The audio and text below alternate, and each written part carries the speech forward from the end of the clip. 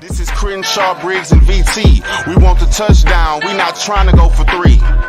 And it's best if you get up out the street, cause them bulls out the pen and they about to stampede. Guys, we talked about earlier, Lamar Jackson getting franchise tagged, exclusive tagged, where if the Ravens do not match his offer, the team has to send a first round pick and a second pick for Lamar. Pat, I kick it off to you. What's your thoughts? He's going to be a Texan or what? Man, I'm not against it, right? You know, the guy's an MVP. He's an elite quarterback. He could easily become the best quarterback this franchise has ever had in a very short period of time. It just depends on 26, you know. Yeah, he's young. He's got a lot of time left in his career.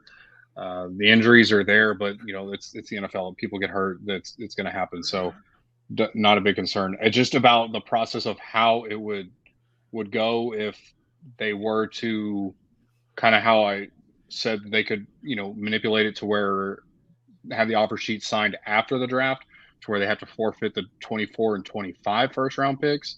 That's cool with me. Like, I'm okay with that. And you use 2 and 12 this year to add some weapons or, you know, some core pieces to the team and, you know, shorten your rebuild. By going and getting Lamar Jackson, you shorten your rebuild window by a lot, right? Because you've got an established quarterback. You don't have to wait for that growth any longer. So people cry about the contract. The contract is what it is. We would have been in the same situation in 2 years if Deshaun was still here. So what does it matter? You know, it just it depends on how it would unfold. And also, I mean, if we do draft one of these rookie quarterbacks and in 4 or 5 years they play to the level that everybody hopes that they play, we're going to be in the same talking about that as well. Absolutely. Yeah. But that's the bad thing about drafting a quarterback at 2 is you never know what's going to pan out. Yes, history changes, but history for number 2 pick quarterbacks is not very good. Nope. But I know this guy's already proven. Get him a weapon at 12, at 33. You know, whatever the case is, I'm kind of on board with it. I mean, the more I keep talking to myself, the zone blocking I think would help him grow as a passer. Get him some weapons. He already has a better running back in Dameon Pierce than he did last couple seasons there in Baltimore. So, yeah, I'm for it. Crenshaw, what about you? What's your thoughts, man? Like Pat said, MVP. 26, why not? Whatever he wants, we give it to him. I mean, because we lost our franchise quarterback, we need to get one back. And right now, Cal's trying to get the fans on board, so this will definitely get the fans on board. The stadium will be sold out. My ticket value will be a lot more than what it's been the last couple of years. I know that because my ticket value has been shitty. So. Yeah, they need to do that. Get a wide receiver. Actually, get a tight end since Lamar loves his tight ends, and let's go for it. You know, it shows that they're not waiting 2 or 3 years. They're trying to win right now, and that gets me happy. You know, especially in this trash ass division. Yeah, like, I mean, it's easily something we can do this year. We can win it. Exactly, you know? Exactly. You know, everybody's on Jacksonville right now, but you know, Tennessee, they're going away. They lost a lot of people. Right? Yeah, Indy, who knows what they're going to do? I mean, they trade up to number 1, then that's going to help them out. But I'm for it. Get Lamar. It's going to help the running game. Oh, my goodness. I'd be ecstatic, man. I'd be ecstatic. You'd be like BT having Matt Schaub on the show, huh? Just having But all right, BT, I know you got a couple insider scoops on it. So what's your thoughts? Go ahead. Well, before I even get to that, I have to say, I think this is the first time all 3 of us have agreed on what quarterback we want for the Houston Texans. So that's got to be something, all right? But yeah, so first of all, I just want to say, because there's a couple of people that I told to watch because I've been going back and forth with a lot of people that don't want Lamar Jackson. And to me, I'm trying to understand where they're coming from. It's very hard for me to understand why they wouldn't want Lamar Jackson. So I just want to hit on a couple of those things. So the first thing is that they think that he's just not a good quarterback. Now, first of all, he's a 2019 NFL MVP. He was a passing leader. This whole thing that he's a running quarterback only, he can't pass, is really bullshit. Greg Roman put him in a box and didn't get him any receivers. And if he actually had a better scheme around him, a better OC, he would have done better. Crenshaw, I know that you're big on comebacks and stuff, right? So he had 7 comebacks and 10 game-winning drives. To put this in perspective, Joe Burrow, who a lot of people are saying is a top 2 or 3 quarterback, has had 5 comebacks and 7 game-winning drives. So, we're talking that these are dudes that have almost the same amount of game time, right? Almost, because Lamar's been hurt, Burrow's been hurt, so it's pretty damn close. And you're talking that he has more game-winning drives and more comebacks than Joe Burrow, who they are saying is a top 3 quarterback. So I want to throw that out there.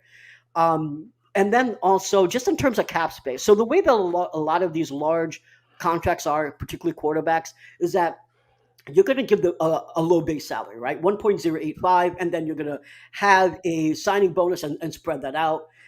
Like Watson, like so many others, you'll probably end up being a 10, maybe $12 million max with a cap hit for 2023. So when people say, how are we going to build in free agency? You're talking $12 million less than the projection of $65 million. So what? We're going to have a little less, right around $50 million in cap space after we pay Lamar for 2023.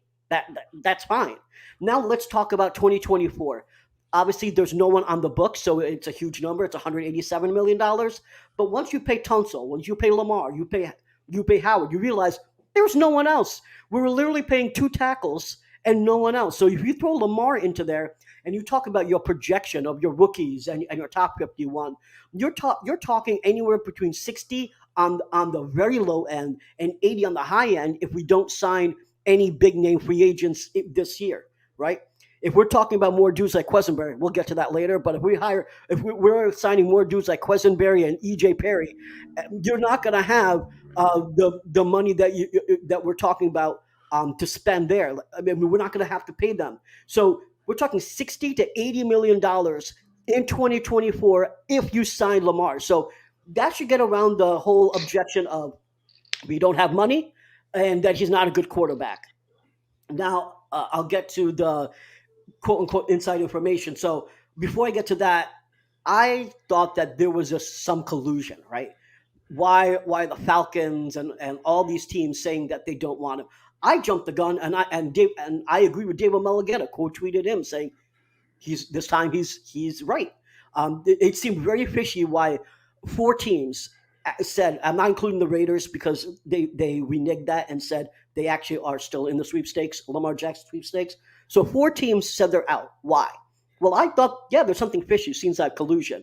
So I talked to an insider who happens to have some legal mind, and they said that it is not necessarily collusion. It is the fact that Lamar Jackson doesn't have an agent. And not having an agent means that what these teams will have to do is potentially go out there and do the work that the Ravens would have to do. So say if, for example, the Falcons wanted to sign Lamar. Well, they have to go out. They have to talk to him, not his agent. They go through it. They finally decide, okay, he wants $180 million guaranteed, blah, blah, blah. They figured that out. Now, all the Ravens will have to do is says, hey, Falcons, thank you for doing all the work. We're going to sign him now. Thank you for wasting your time. That is one thing. And Florio actually publicly said that's what he thinks.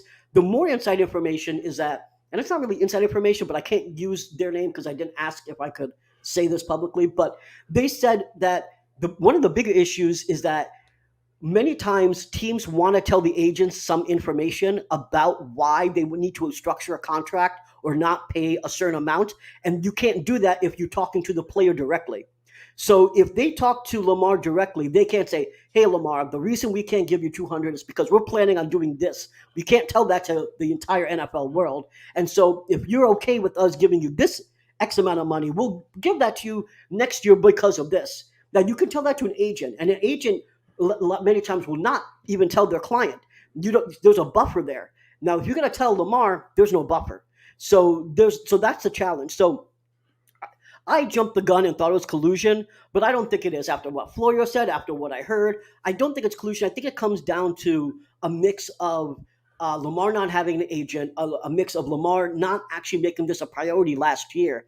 And obviously the whole fact is that teams don't want to give guaranteed money if they don't have to. They got to put that in escrow right away, right?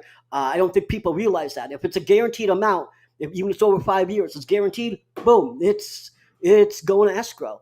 And that's $200 million, say, that even though if you're a billionaire putting up $200 million means a lot of times they don't have $200 million in cash. They have to either have a liquidity event, which means it's a taxable event, or they have to somehow borrow against it. And there's rules about how much you can borrow for that. So it's not an easy thing of just saying, we'll do this, right? So teams don't like that guaranteed amount at the same time. So there's my 10-minute spiel. This is Crenshaw, Briggs and VT. We want the touchdown. We not trying to go for 3. And it's best if you get up out the street, cause them bulls out the pen and they about to stampede.